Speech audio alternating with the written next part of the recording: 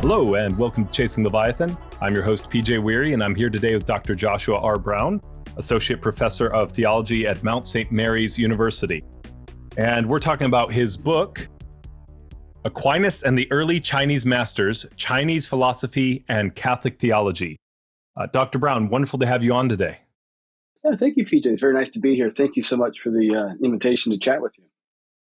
So we talked a little bit about this right before we jumped on. Why this book? For me, it's such an imaginative leap, such a really cool leap to engage through Thomism into kind of classical Chinese philosophy. Right. So where did that journey start for you, and why this book? Well, all academic books have their own weird genesis, and the pet projects that academics are a bit weird. So mine started with my dissertation research, and so I'm a Catholic theologian, but I grew up Southern Baptist in North Carolina, which I never really knew Catholics or people of Chinese descent, actually, ironically enough. And then I met and married my wife, who's Malaysian-Chinese, which was a whole new world of learning how to celebrate Chinese holidays and actually try to speak Chinese at home. I'm not very good at it, but I try. And then a couple years in that, when I was studying for my doctoral work, I had to write a dissertation, and we started to, actually have children.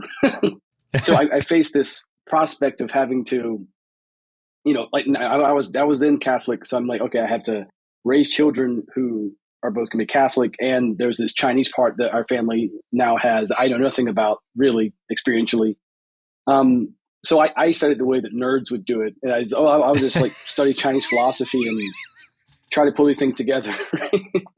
And so that led to my dissertation, my first book, which was on Hans von Balthasar, and he was a Catholic theologian in the 20th century, and incorporating Confucian philosophy, namely filial piety, into his theology. And so this book really came out of that experience, in the sense that I had tried to do a comparative thing of drawing resources into Balthasar to kind of expand and develop his theology. And I always liked Aquinas, and I thought Aquinas and Chinese philosophy just made sense as a project. So how do you actually do that?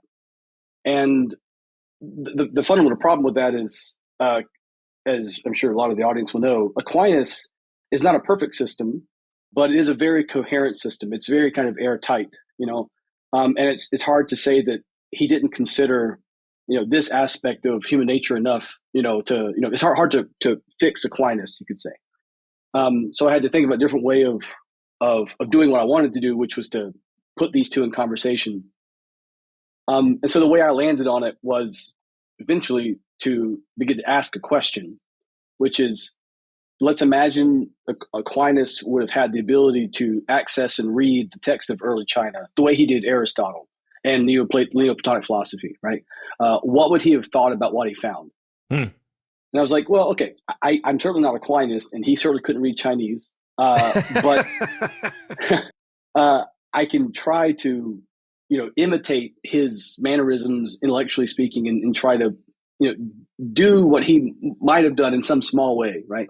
So that was really the genesis for this book, is trying to follow Thomas's example of how to think about non-Christian traditions in a theologically compelling way, I'd say. So you're using Thomistic logic in a broad sense, or Thomistic reasoning to dialogue with Chinese philosophy. Is that in a certain respect. So ultimately, my goal is to develop the capacity for what I call it Chinese Catholic theology, right? So now, I say that because obviously I'm not Chinese in ethnicity or something like that. So what I mean by that is a kind of Catholic theology that takes seriously the philosophical, intellectual, however you want to label them, the resources of Chinese tradition as part of the soil that which can grow a compelling, faithful Catholic theology. So that's what I want to do, right? And so the idea is that Aquinas is able to find in Aristotle resources for articulating Catholic truth, and that's really important, right? Because he doesn't baptize Aristotle. He actually rejects a good deal. He finds some Aristotle. He finds Aristotle lacking in certain respects. But he has, the Pauline exhortation to test everything and hold to what is good. He does that with Aristotle. And it was kind of like, well, okay, he does that really well. So what can I learn from him to do that with Chinese philosophy? And in some respect, there's that heavily borrowing from the Thomistic reasoning and the Thomistic system, because that's how you gain access to it. But because I clarified this, I had a anonymous reader who mistook the project as trying to fit Chinese philosophy into like a Thomistic box. That's not what I was trying to do. Right. Yeah, we really tried, really try and just embody what would it be like to read Chinese philosophy for theological reasons, the way that Aquinas read Aristotle, and like follow his model for that and articulate what that can be. So I don't know if that exactly answers that question. Yeah, no. It's so like as a faithful Catholic, I mean, and obviously you don't have a better exemplar for faithful Catholic than Thomas Aquinas, right? So that's who you're following, but you're trying to read Chinese philosophy as a faithful Catholic. Yes. One, I deeply sympathize. I think my wife would laugh at this. You're trying to figure out what to do with your family, so you start reading more philosophy. That is definitely the way that I would approach things. So yes. I did not realize it had such a personal application for you. That's fascinating. Obviously I want to respect the privacy of your family, but how have you felt that it has helped you personally? I mean, that was the original kind of, not the total original goal, but there was that application there. Well, it's kind of funny. I sometimes tell people that, and when it came to the actual philosophical interest in writing about Confucius, so I became interested in Confucianism as a kind of way to get at, Chinese values and things. And what happened was, so I imagine as a theologian, I imagined I would just write books about Balthasar the rest of my life. And then the funny thing was, like kind of instrumental reasons for turning to philosophy to help my family and things. And I just fell in love with Chinese philosophy. I honestly now I consider myself, to think out of a very Confucian way about things, and be Catholic at the same time, right? So I would say not just for my family, but just broadly speaking, I find myself drawing deeply upon the Mengzi or the Xunzi or these classical Chinese texts to actually think about, certainly the moral life and my cultivation of virtue that I'm not very good at, and there's plenty of good wisdom for that in Confucianism. And also things that I learned to value. So my early research was on filial piety, or xiao, in the Confucian tradition. And I've noticed my radar attention to the filial duties that I have, that I feel like I fall short in regarding my parents and my family, are heightened. My concern to give my children the possibility of enacting proper relationships between their mother and myself and each other according to family structures, right? Those are kind of very ways that my own thinking about how the family works has become very Confucianized, you could say.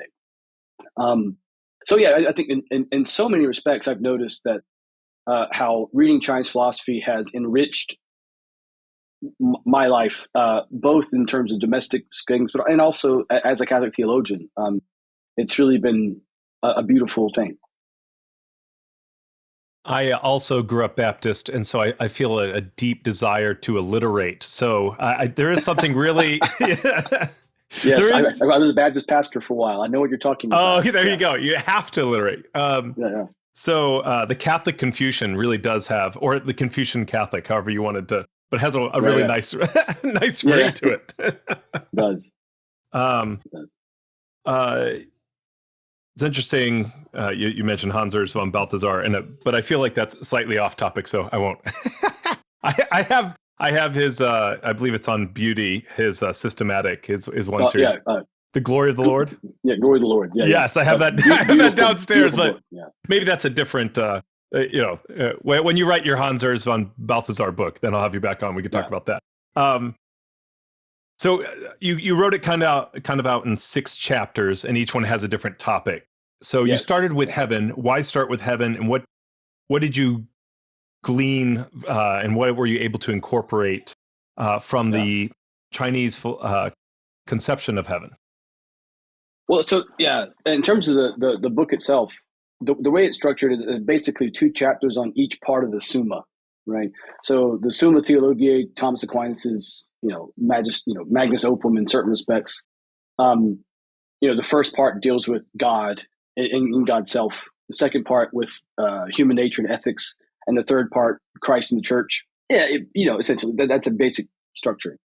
And so there's the first part is on heaven concern the Chinese conceptions of the divine, or how Chinese philosophy can aid theological reflection on God's nature. So that's where those come from. And there are, of course, as you mentioned, heaven. So for those who are interested in such things, the Chinese term is Tian, which means, it's often translated heaven with a capital H. Some people argue for a very naturalistic conception of heaven, as though it's just, nature personified and not really a deistic concept. There's other ones, like in Protestant Christianity in China, they tend to emphasize the use of either Shen or spirit or Shangdi for God. But in Catholicism, going back to Matteo Ricci, there was always this recognition of resonance between the Confucian notion of heaven or Tian and the Catholic notion of God. So actually the Catholic notion, the doctrine of God or name of God in Chinese tradition today even is primarily Tianzhu, or the Lord of Heaven, right? And so you could say, one thing I get at the book, there was this classical debate about whether or not God can be called Tianzhu or can be called just Tian. And the Kangxi emperor in China, he speaking against a papal legate, for heaven's sake, is a really great story we'll get into. But anyway, he actually kind of affirms that the classical Chinese idea of Tian and the Catholic idea of God are more or less in dialogue together. They're on the same kind of vein, right? They're not exactly the same, but they're in the same kind of dialogical zone, right? And so the chapters on Tian were in a way kind of, unpacking that way of connection, right? And so what I do, one of them looks at Mengzi, who I've argued for a while now has a very robust conception of heaven or Tian as a theistic or deistic kind of force. Especially for Mengzi, it's as Tian as a providential force guiding the cosmos, right? It's really profoundly there in there. And then the other text I talk about in chapter 2 of the book is I have a stutter. The Mozi, right? Which is one of the most clearly theistic kind of texts. So the Mozi understands Tian as this divine force that loves everyone, and it's heaven's love of everyone that grounds ethical prescriptions for caring for everybody else, right? In the simplified version. And then there's a central chapter of the Mozi is called on Tian's intention or Tian's will, right? And so what I do in the chapters then is to take these kind of, like for Mengzi, especially the idea of Tian as a providential force, and Mozi as Tian as having will or intention that we ought to attend to. And again, imagine Aquinas as having read these texts. And what would he have seen there that kind of both resonates with the Christian notion of God, or helps us articulate the Christian notion of God, or is very different from the Christian notion of God, right? So that's the kind of the structure of the chapters. So I don't want to ramble on. So I'll pause and see if there's more questions you want to get into about those particular aspects. No, that was great. So why is it just because it's been classically translated this way? Why translate it as heaven if it has this providential force? Like that does, and maybe it's because there is like less of the idea of agency. Is that part of the reason why? I'm trying to understand why it's not translated as God generally.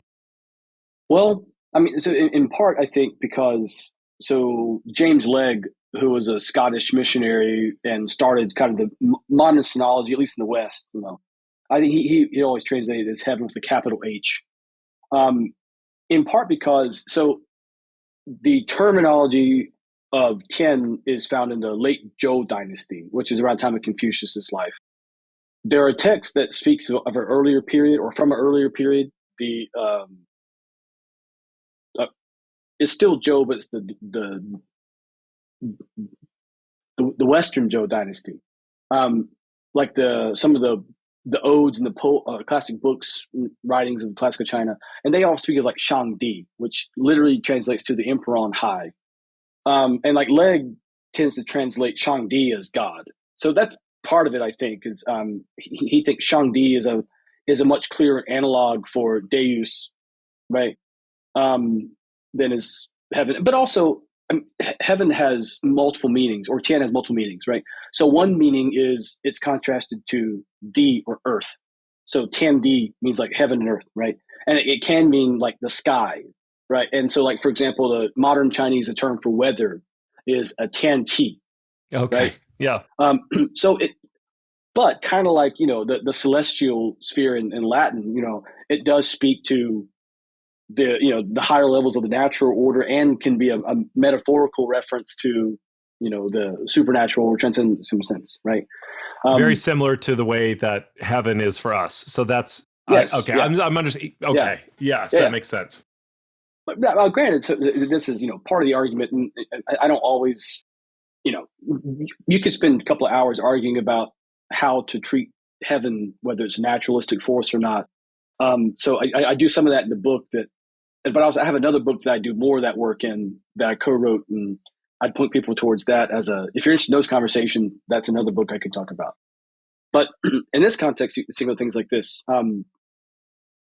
So like for Mengzi, right? There's this classical passage in Mengzi book 5. So for those who don't know, the Mencius or the Mengzi is one of the major classical texts of the Confucian tradition.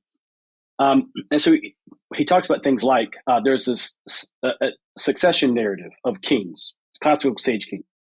And the story goes that this kingship passes from King Yao to King Shun. And Mengzi deals with the question of, okay, how did the kingship get passed down? Did Yao, one of his disciples asked, did King Yao kind of pick King Shun and say, I'm going to make him the king? And there are some contemporaneous histories or just after histories that say that's exactly what happened, that he selected him and gave him the kingship. And Mengzi says, no. Yao did not choose Shun. He couldn't, because that's not his ability. It was heaven who accepted Shun, and heaven is the one who made him king. They say, okay, but then it raises the question, okay, well, how did heaven make him king? Right? So did heaven just point him out and say, I want this guy? And then there comes a very famous line, that Tian Buyan, that heaven does not speak, right? So heaven is a kind of providential force that's guiding how things go, but it's not a you say personal deity, perhaps, in this sense, right? Well, this is a question that I ask in the book, like in what sense are we talking about Tian as a deity, right? So heaven doesn't speak; it guides but doesn't speak. So what does it do? How do we know what heaven wants? Mengzi says that King Yao puts King Shun into employment. He has him heading up the rites of sacrifice to the spirits, and the spirits are pleased. He has him oversee economic, judicial judgments for the people, and the people are pleased. And with the spirits and the people being pleased, that is the sign that heaven has accepted Shun. So you have this, I talk about this kind of weird moment, right? So Tian is both this force that really truly is governing all things, and yet it doesn't speak. It's not set apart from the world in the way that Christian theology would demand, you could say. So it's a bit more subtle, and I think this is to your earlier question, right? Why don't we pick up on these things a lot? I think because, especially after the Enlightenment, we're probably not prepared to deal with those kind of subtleties of what'd you say? Agency? Well, I was thinking about more in terms of an enchanted world, right? Where, yeah, maybe something like that. But okay, yeah, sorry, I apologize. Yeah, no, it's great. What's interesting is there's subtleties to us, but for someone who lives in that system, they would be obvious things, right? Like that's. Yes. Yeah. Um, Forgive me, just a little bit of background here. What time period are we talking about for this? Right. Yeah. So Confucius himself lived near the end of the what we call the spring and autumn period. So around let's see, was it 6th to 5th century BC? Uh, Mengzi is closer to what we call the Warring State, or in the Warring States period. So you're looking like 4th to 3rd century BC. That's fairly close, but within that era. So the texts that I deal with in the book all come from before the Han Dynasty. So they're all pre 1st or 2nd century BC, mostly, at least as far as we know, right? So some of the texts do kind of, there's an uncertain lineage of the textual history themselves. So some may be composed or edited in the Han. So we don't really know for sure all the time. So that the caveat. But otherwise, yeah, that 3rd to 4th century BC area is what we're looking at. And what time period was the emperor responding about? Because it sounded, I think you said he was responding to a papal legate. Yeah. This was in the early 1700s. Okay. Yes. Yeah. And so, and I'm reading God's Shadow, and it references a very small, and maybe I'm getting this incorrect. I am literally just pulling this out of random side reading I did, but that there is a history in early Chinese culture of not obviously post Confucius, because he's even before the time of Jesus, but there is a Christian tradition in early Chinese history, considerably before like the West comes over and meets. Yes. So this is, I don't deal with this, just to be clear to the audience, like I don't deal with this in the book, but I mentioned these things. So yeah, there are various theories about when exactly Christianity arrives in China. There is a theory, I'm not sure how accepted this is, but a theory that Thomas the Apostle actually makes it. And it's based on some discovered archaeological pictures that people found. I'm not necessarily convinced by that, but whatever. But at least the earliest kind of lasting community that seems to have been found was in the Tang Dynasty. So like I can't remember the exact years that Alabun made it, but between the 6th and 8th centuries AD, there was a church of the East that is the Syrian, sometimes called the Nestorian Church, had a missionary community that made it there and seemed to have made it for a while. Then you have the Franciscans. After the voyage of Marco Polo, they send Franciscan missionaries like John of Montecovino gets there in China in the Yuan dynasty, which is the Mongol dynasty, around the 13th century. The thing, though, about that is worth noting is that they only really focus on missionary work to the Mongols. They don't really put anything in Chinese language or the Han Chinese people, as they're called ethnically. So it's really... at least the first Catholic engagement with Chinese culture is Michel Ruggieri and Matteo Ricci in the end of the 16th century, right? That's the first one. But yeah, but when they get there, fascinating enough, there are Chinese Muslims, there are Chinese Jews, there are Chinese Orthodox traditions in China, and more specifically, things like the Orthodoxy in Russia finds its way to China about 50 years or so after the Jesuits, right? So it is far more complicated than people often think. Yeah.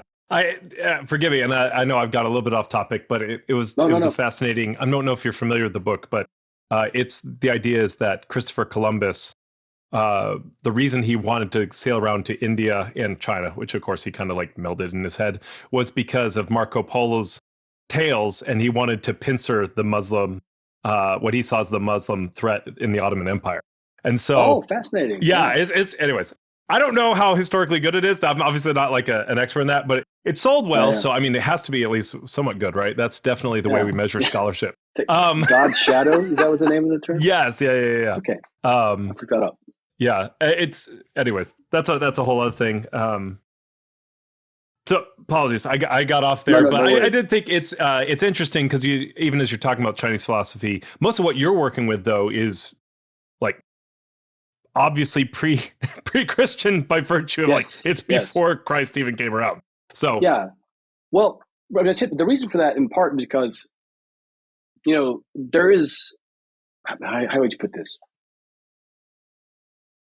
There are certain kind of forms of Chinese Christian theology, Catholic theology that, they focus on just dealing with like church teaching or Christian doctrine in Chinese ways and adapting to Chinese political situation, for example. And I think that's perfectly legitimate and fine. But there's also a strong tradition, it makes perfect sense, of having to engage the recovery and rereading of classical Chinese texts, right? Like the earliest, not only did missionaries do this, but the very earliest, Chinese intellectuals who converted to Catholicism did this. And so, in some respects, like my engagement with heaven, I kind of getting this earlier, my engagement with heaven in the book is really driven by a kind of theological concerns and debates that are inherent to the Chinese Catholic tradition, right? Is the worldview, right? If you're going to take Chinese culture seriously and take Catholic theology seriously, I think you have to deal with these kind of questions. And there's a certain way in which I don't think there's been the way that I explicitly go back and I try to do a fine-tooth comb kind of reading of the Chinese text, very, very careful readings. Like you don't see a lot of that per se, but I think the kind of general engagement with these ideas and taking them seriously as part of a coherent dialogue about the reality of God, right? I think that is the case in Chinese Catholic theology, right? And so you can say with that sense, I'm actually not that concerned about whether or not, secular philosophers of Chinese thought agree with my reading or not. Yeah. What I care about is there's this whole Chinese Catholic tradition that's wrestled with these texts, and I'm interested in trying to improve and join in on the fun of that. Right? Yeah. Yeah. So, we talked a little about heaven, a little bit about heaven's will. And I would like to spend, I think, the bulk of our time kind of those last two chapters, this idea of the sage connecting with the idea of Christ and the idea of filial virtue, which you yourself mentioned has been very personally impacting. But also I could see a lot, for some reason that kind of clicks in my head as being a place where there's a lot of crossover. Yes. But you deal with two different conceptions of goodness and man's moral nature in the third chapter. Can you talk about those two different types of goodness and how you interact with them? Well, so this is, I thought this was a stroke of genius on my part. I not often pat myself on the back, but I thought this was great. So I love it. Stop being humble. No, but so there's this classic debate in Chinese philosophy within Confucian tradition between Mengzi and Xunzi, who is just after him. So I mentioned you had a person talk about Confucian ethics before, and so they seemingly have fundamentally different perspectives on this. So Mengzi says that ren xing, or human, well, we could translate xing as nature. It's not a perfect term. I translate as moral nature to kind of alleviate for some of that. It's not quite natura in the way that Latin works, but close enough. Okay, close enough for our purposes here. So he says that renxing is good, and Xunzi says renxing is corrupt or evil. Right? So they're at odds, right? Apparently. But when you deal it, so the idea was to have what would it be like for Aquinas to read this debate, think about it very deeply, and would he have sided more with Mengzi or Xunzi, or how would he have negotiated this, right? So on the one hand, with Mengzi, who I'm sympathetic towards a lot, I teach Mengzi quite a bit. What he means by the idea of renxing as good is that there is a kind of fundamental inclination towards goodness. And I think what it actually really means by that is what it means to flourish is to have moral virtue. To be good is to flourish, right? And there is something in us that kind of like the Christian tradition or Catholic tradition thinks about as like the kind of principles of natural law, like the inclination to do good and avoid evil. That we have a kind of preternatural sense of that doing what is right good is flourishing for us, right? and Mengzi thinks that essentially you have to explain human wickedness as kind of either cutting off or going against those kind of capacities that we're made for, and we flourish. We're intended to like grow into to flourishing. So he uses an analogy sometimes of we have these moral feelings in us, like compassion, for example. We have a moral feeling of it such that when we see a child about to fall into a well, we all feel like alarm, like, oh my God, right? Or like, if you have the people beside you have a car bumpers, right? You're like, you jump, right? And so you have that kind of compassion and such a feeling in you. And that's a sprout. So he says, heaven gave you that feeling that becomes this initial little budding of virtue. And if you cultivate that properly and grow it properly, you'll become benevolent. That is Ren, which is the cardinal virtue in Confucianism, right? So in that sense, being virtuous is the natural outgrowth of the plant of the human soul, we could say, right? And so when we don't become virtuous, then is that because we've been ourselves? Is it because we've lived our best lives, or because we've undergone a horrible problem, right? That's what he wants to say by saying human nature is good. Xunzi, he wants to say that actually the situation is that he emphasizes the ritual tradition of Confucianism, right? And the education, right? So he said essentially human nature by itself, almost like Hobbesian, to be honest, at some points, right? We're kind of greedy. We want things a lot from other people. We have unrestrained, uneducated, unformed desires. And that's not great, chaotic. So, but his solution is not, the Leviathan, right, the state, right, so much. Well, in a certain respect, although it's the rulers who understood human nature, understood Tian, heaven, the Tao of heaven, and they understood how to flourish. And so what did they do? They instituted proper rituals that he uses an image often of like taking, when you make an arrow, right, like a crooked piece of wood, and you turn it over the steam and it straightens it, right? That's what Confucian education and rituals do to Xunzi, for Xunzi, I should say, right? So his whole thing is geared towards saying Renxing is not good. It is made good by artifice, by the wisdom of the ritual sage to actually make it good, right? So that's their fundamental difference, right? And in some respects, they both see, flourishing or flourishing in moral virtue. They just have different points of emphasis, I think, in how they get there. And so in the chapter, I say that, in many respects, Aquinas would probably side with Mengzi about general kind of ways we incline toward virtue, the way that like Aristotle would say that the function of man is best lived out in moral virtue. That's a very Mengzian kind of thing to say, I think. But also, I think Aquinas would say that, man, Xunzi, when it comes to like sin and the brokenness of the human heart, bingo. And Mengzi doesn't say nearly enough about that, I think he would say. So yeah, the idea is I think Aquinas would be he would love this debate, I think. And I think he would find really, really compelling things on both sides, even if he eventually sides a bit more with Mengzi. And this is out of left field, but I had a guest on to talk about the different ends and purposes of man that from the Roman Catholic view, there's that debate about whether there's one supernatural end or there's a natural and supernatural end.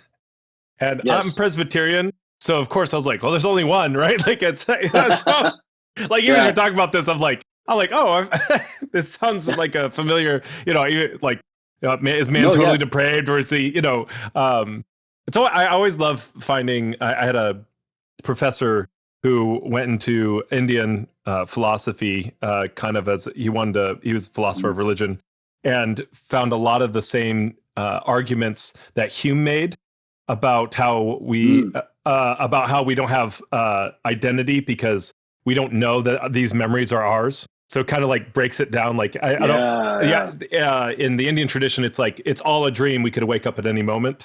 And so there's not this continuous identity. Yeah. And so I see something similar here. It's like, I'm really, a totally different context, but we see in some ways, this is this is a fundamental difference you see. Like, of course, Aquinas is going to go more with the Mengzhe. like you have Calvin is going to be, if I'm saying it correctly, Shengzi. Shengzi, Shengzi, like 100% that's going to be Calvin, right? Yeah. I think that's actually, this is a rabbit trail, but it's appropriate in this case. You mentioned the dream thing. Actually, there is so what I don't do in the book, I don't deal with Taoism, only because I don't know if Aquinas would have found it as compelling in some respects, because there's things like, there's a very famous story of in the Zhuangzi, which is the Taoist text, about this man who's having Zhuangzi himself dreaming that he's a butterfly. And then he wakes up and he says, I don't know if I'm a butterfly dreaming I'm a man, or a man who dreamed was a butterfly, right? And I think so in Confucianism, there's this kind of an answer about metaphysical realism, right? That is not accepted by other Chinese traditions. I think this is part of the thing of, Aquinas. There are similar commitments that underlie the moral visions there, in a way that, say, like Aquinas and Calvin have a lot in common. Certain commitments that are in common, and yet they can also then branch off into their own kind of very different interpretations of human nature, for example, right? So yeah, there's definitely a kind of complexity like that is very resonant, right? Definitely. Would that when we talk about the two different ends, so one interpretation of Catholic theology, from what I understand, is that you have a natural end for man and a supernatural end for man. Yes. Would that with Mengzhe, would that be a little bit more of that take, that it's like that obviously our love for virtue, and you said it in a lot of ways, like the Aristotelian view is kind of bent towards that natural end, and then Aquinas would come along later and add the supernatural end. Is that a good reading here? Well, this way, the way that Catholic theologians who use those terms, right, they usually refer to things like, the pursuit of the cardinal virtues, which are, natural virtues that we can acquire through moral effort, right? That is a natural end. And so to accomplish the life of virtue, or in Confucianism, because to become a junzi, which means a moral gentleman, right?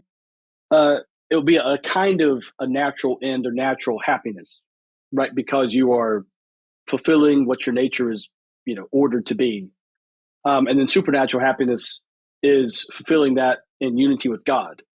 And like in Catholicism, the sticking point, right, is that, well, but isn't even the life of virtue, the life of reason, or reason ordering the human soul, isn't that ultimately ordered towards God as well? So can we really speak about a natural happiness cut off from that, actual enjoyment of God? That's where you get the sticky point.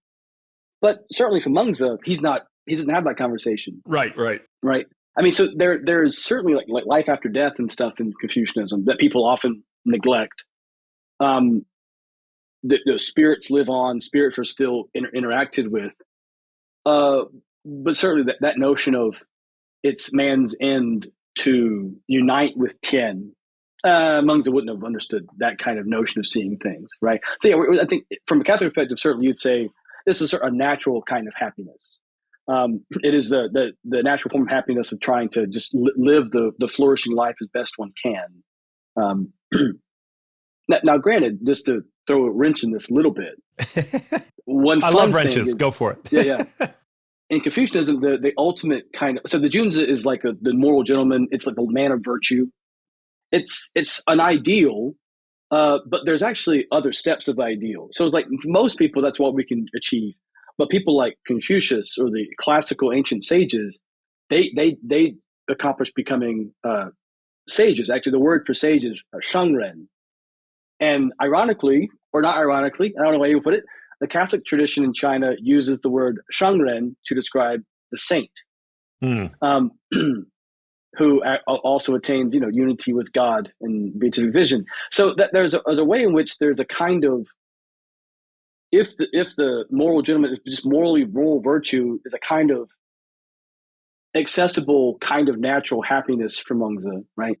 There's room to think that the shengren, or the sage, is something a bit more than that.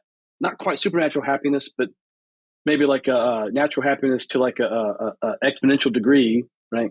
And certainly Chinese Catholics thought that there was resonance between what the shengren is in the classical period and what the church teaches saints are. So it's there's things to be said about that, maybe more. Yeah. Oh, I mean, like you said, it's a ongoing conversation. Yes. So I just wanted to go back just this, I think, a relatively simple question. That's always dangerous to say. What is Ren? You called it this cardinal virtue. Yes. What is Ren in the Chinese tradition? I can see it. Yeah, on my shoulder, the character up here, Ren. Actually, this is helpful because I didn't expect to do this, right? I love it. But the radical for the word Ren, it's often translated benevolence or humaneness, because the radical is another word, Ren, which means human, and this is the radical for two, and so Ren as a virtue. Or forgive me.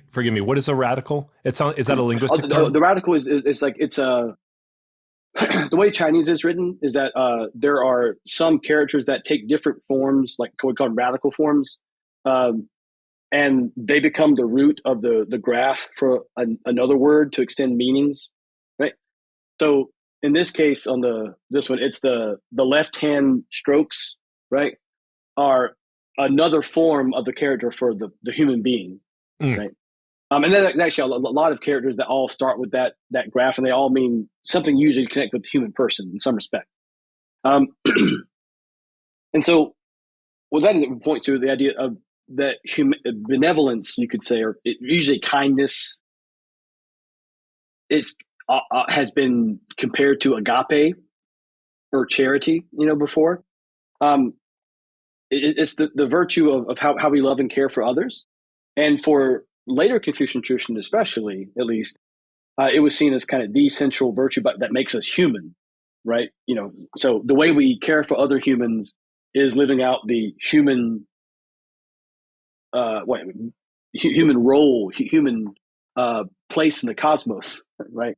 And so that actually ties back into the Mengzi piece, because Mengzi thinks that essentially becoming virtuous, becoming Ren, is something that heaven or Tian has I wouldn't say designed, but has given us resources to become.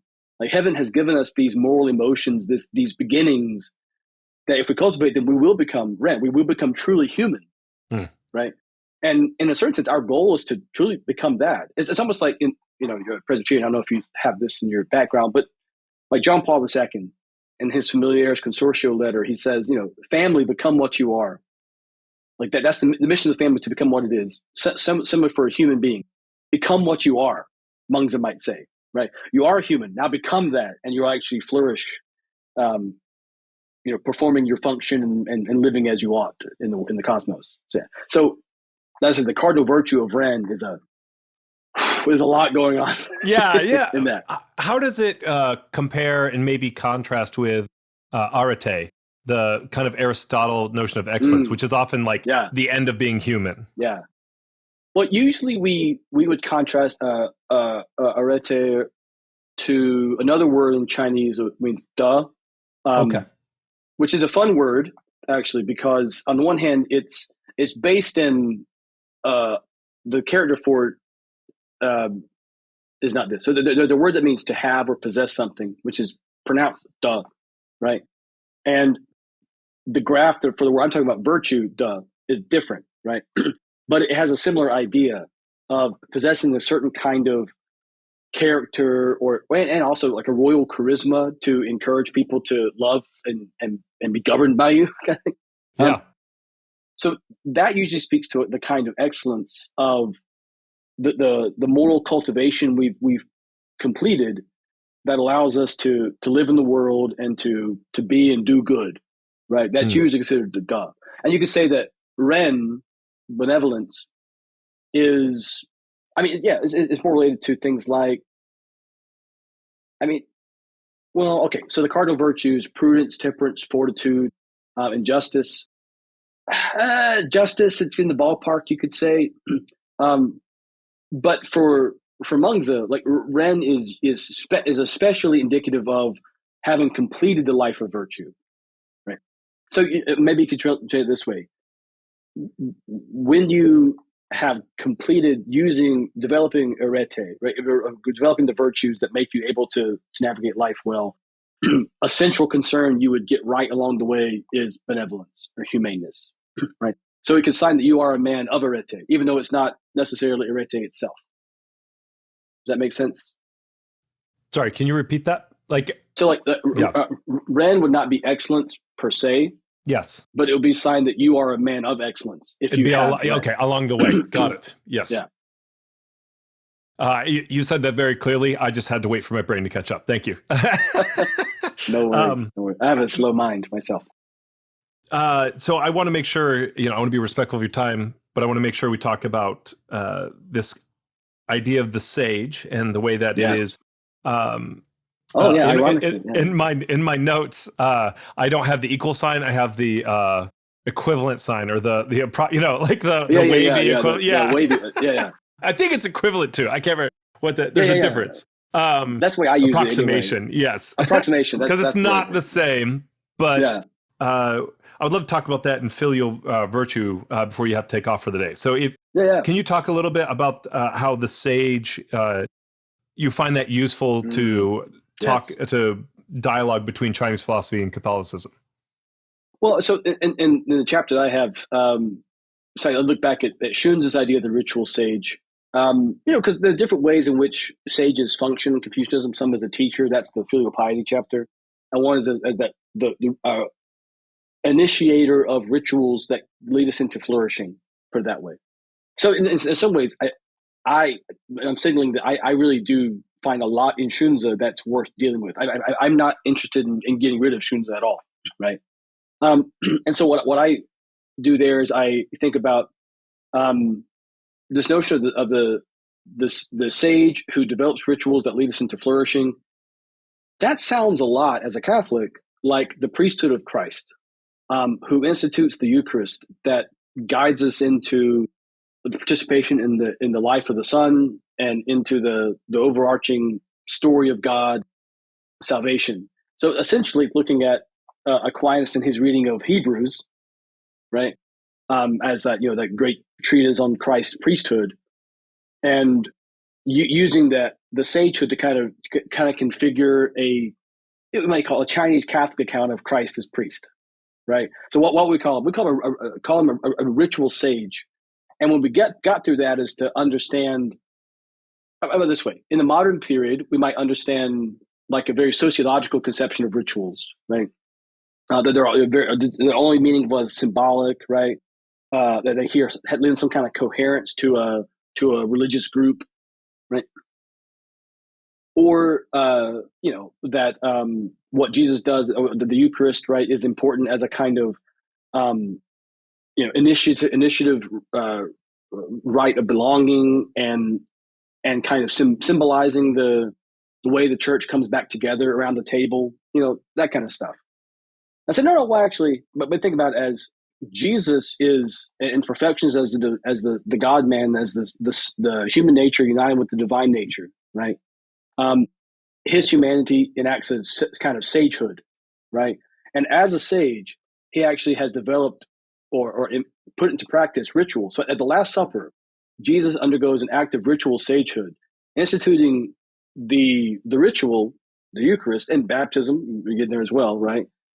That help to rectify the human person and lead us into the flourishing that God has in store, right? I think, like, if you think about the Eucharist in that way, at least for me, it's like, kind of moment, right? Yeah. So, and that's not necessarily completely novel. Other Christians have noted those kind of things. But I just think it's like, wow, that's a really powerful, compelling way of thinking about what's happening at Mass, Yeah. So that's kind of where that comes from. And obviously, I don't want to speak for your theology. I do realize that's but as we look at even like Eastern Orthodox, and I think you find these resources in Roman Catholicism and Protestantism, you have obviously there's the institution, like literally the sacrament of the Eucharist, and then you also have would his work as a ritual sage also apply to his baptism and his kind of active obedience, or rather, maybe I believe that's often called passive obedience, that he had lived his life up to that point and been a perfect human? Well, actually, so the obedience stuff you're interested in, my first book deals with that. Sorry, I meant to see if I can avoid getting into that too deeply, because that's actually the central question of the entire book: Christ's obedience as Son. It's like, oh goodness. I think so. The way I deal with it in the book, it's been like a year since I turned the book over to be published, so I can't remember all the details of what I say there. But in essence, I would say, so from the Catholic perspective, at least, all the seven sacraments all flow out of Christ's passion, right? So they're all instituted by him in like a formal sense. You could look at like wedding at Cana and stuff like that for signs of the formal institution, but certainly in terms of the material, the cause of the sacraments as causes of grace, they all flow out of Christ, right? And so it's out of his sacrifice on the cross that actually becomes the source of the seven sacraments and the grace that they have. So in that sense, certainly, all the sacraments, including baptism, are enactments of Christ's ritual sagehood. I would argue. I mean, certainly, like in my other book, excuse me, I would say something like the baptism of Jesus. We should understand it in terms of his obedience as the Son, right? Loving obedience of the Son. And yeah, I think that in as much as Jesus undergoes baptism in order to establish the norm of the sacrament for the church to come, I would think I would be compelled to explain that in terms of ritual sagehood. Like it seems a fitting way to describe it. Yeah, that's him in many ways becoming the ritual sage. That's not him enacting the rituals. Right. Yeah. So it's more like, yes, that makes more sense. Yeah. Because like for Schunzer, like the ritual, the sages, right, are the ones who kind of they're more like kings who put the rituals in place, right? It's not necessarily that they. Well, yeah, it's more kingship kind of activity as well, which I'm very fascinated by the doctrine of Christ's kingship, as in addition to this. So, like as king, he sets up these rituals that his people utilize to find flourishing, right? And in that sense, yeah, certainly, I think that is a fitting analogy. So, well, I kind of enjoy this kind of coming full circle. That in many ways, Jesus' baptism is him being chosen by heaven. Let me think about that a little bit.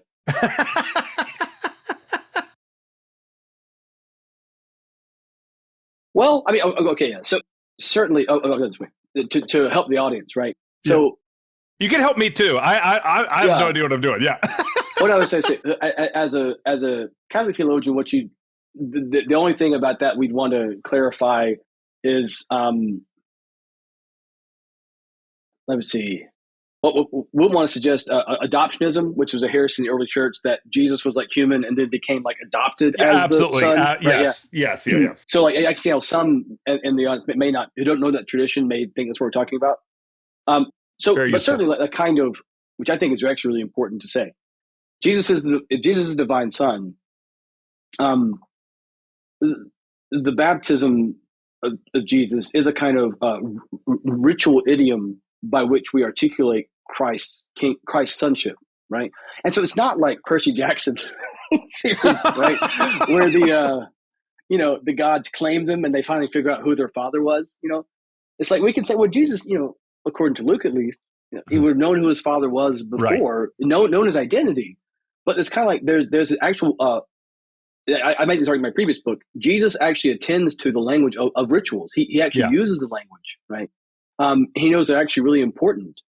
And so for that reason, that ritual sagehood is it's not creating a new reality of his sonship, but it articulates that reality in a really important way. And by the way, I mean, it's not, as a Presbyterian, you'd appreciate this, right? And when St. Paul talks about our adoption as sons and daughters of God happening in baptism, that's not unimportant. Right? Right. Yeah. The sonship and rituals go together, kind of thing. Yeah. Yeah, it's his start. It's the start of his ministry, right? And Yes. so it's the ritual start to his ministry, but that is different Yeah. from him enacting the rituals. So it's Yeah. yes, Yeah. or Well, instituting. Excuse me, instituting the rituals. Yes. Well, and your point. So you can think about it in terms of ecclesially is like the sagehood that institutes it for others, but Christologically, that is in terms of Christ's personal work. I think that language of being chosen by heaven is actually very fitting, right? Because there's the enunciation of God's election or God's presence or however you want to say it on Christ. With of course the difference being that in this case heaven does speak. Yeah, right. Very different. Yes. In this Right. case, So, heaven spoke very clearly. Yeah. yes. But I mean, I think you're going to find that difference consistently that heaven speaks in, Thomistic. Yeah. So I want to be respectful of your time. Can we talk a little bit about the filial virtue? And you this is interesting because you talk about verse 21, verse 22 of Matthew 8, like, leave the dead to bury their own dead, which does not sound very Confucian. I'm not going to lie. Yes. I don't know a lot about Confucianism, but that does not sound very Confucian. Yeah. I mean, so this is maybe my favorite chapter to write, at least, and that's all. No one reads academic books really. So it's really for your own, your own joys about things. But, but no, I mean, so when I read that passage, it always was like, oh man, like if I'm, when you take Confucianism seriously, because Confucianism, the acts of filial piety, the most important ones while your parents are alive, at least, are to nourish them when they're sick, and care for them when they're old. Okay. And then when they die, you're supposed to bury them and mourn them properly, and then continue to sacrifice to them properly. So like sacrificing is like the ultimate and most important kind of filial piety. And I was fascinated by this, right? Because when Matteo Ricci and Ruggieri went to China, they actually translated the fifth or sixth commandment, right? Or the sixth commandment, right? About obey your parents. They used the word xiao or filial piety to translate the biblical conception of obeying your parents. And I was just, fascinated. But okay, if you're Confucian, what like Jesus says there certainly seems to contrast with what we have, right? And there are other like real tensions that like Ricci himself notes about filial piety and Confucianism and Catholicism. But that was one that just fascinated me. And so the way that the chapter works out, and this is spoiler alerts, I guess, is, actually, I was fascinated to realize that Aquinas is far more attentive to the importance of, like, I mean, this way. Aquinas would say, if you walk out of reading Matthew 8 and think that Jesus is saying, don't worry about burying your parents, who gives a crap?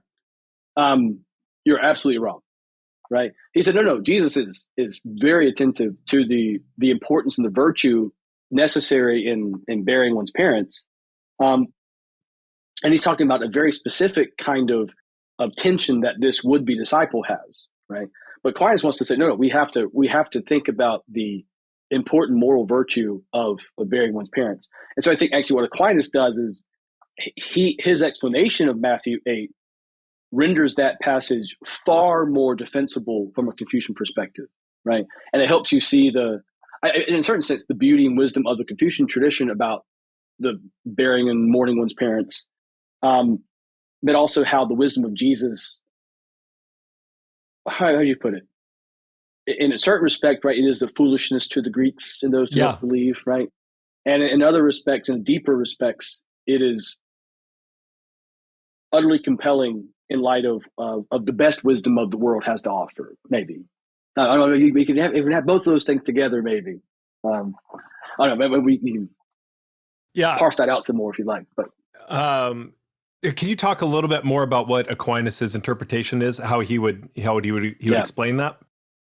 So for one thing, Aquinas, he points out in the context, the Divisio Textus, right? So Aquinas just walks you through every single verse in his commentary on Matthew.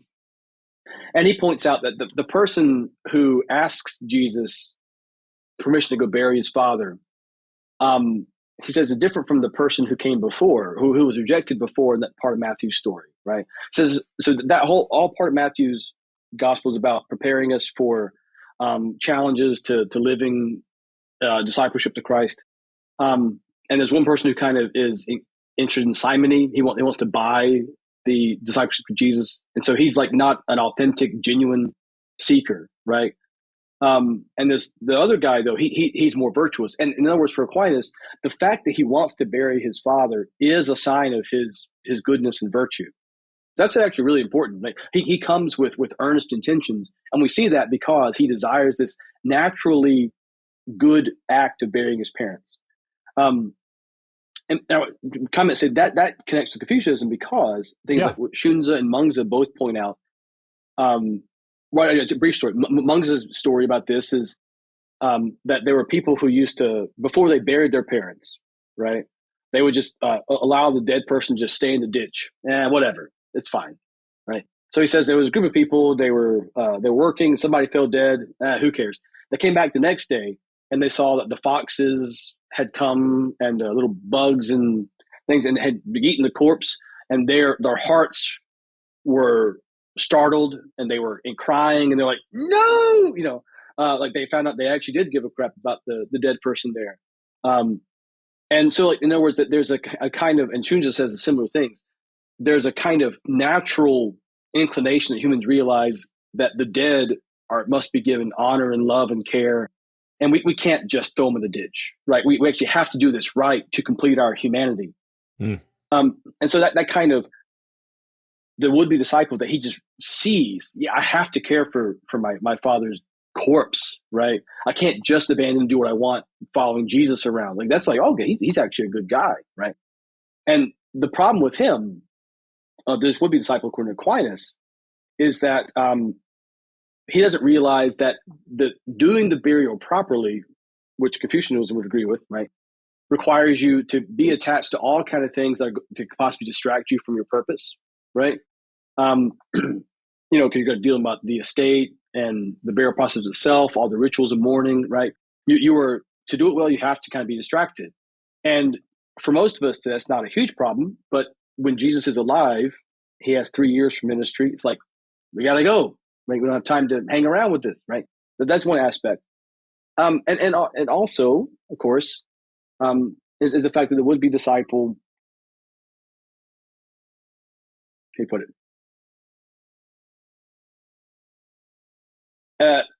His kind of fundamental problem is not realizing the call of Jesus is not to abandon his father per se, but to prioritize the kingdom, right? And so you could say that he faces the either or. Do I bury my father or do I pursue the kingdom? It's like, you got to pursue the kingdom, right?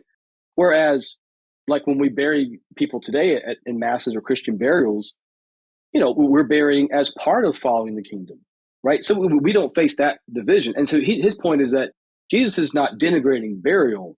It's that in this specific instant, it becomes either or. And in that instance, we have to, prioritize the kingdom, right? Or discipleship and following, right? But in all other instances, we actually should recognize the full beauty and goodness of, burying our parents well and actually strive to do it well. Yeah. Well, I want to be, we're kind of at the end here, so I want to comment more, but let me ask this final question for our audience after having listened to this episode. What is one thing you'd have them do or meditate on throughout this next week after listening to this episode? Well, the easy answer is pray for our souls that we can, attain normalcy or something. I don't know. No. In a serious vein. No, in a serious vein, I think, certainly, praying for the church in China and all those who are part of that work would be beneficial for those who are so inclined. In terms of meditating, I think it's worth, one thing that both Aquinas and the Chinese masters have in common, right, is, how do you put it?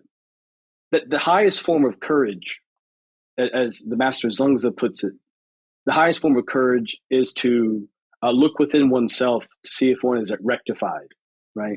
And if you're rectified, if you are morally where you ought to be, then you go ahead, regardless of the obstacles in your place. You have to go forward. If you look inside yourself and realize you are wanting, then you fall away, right?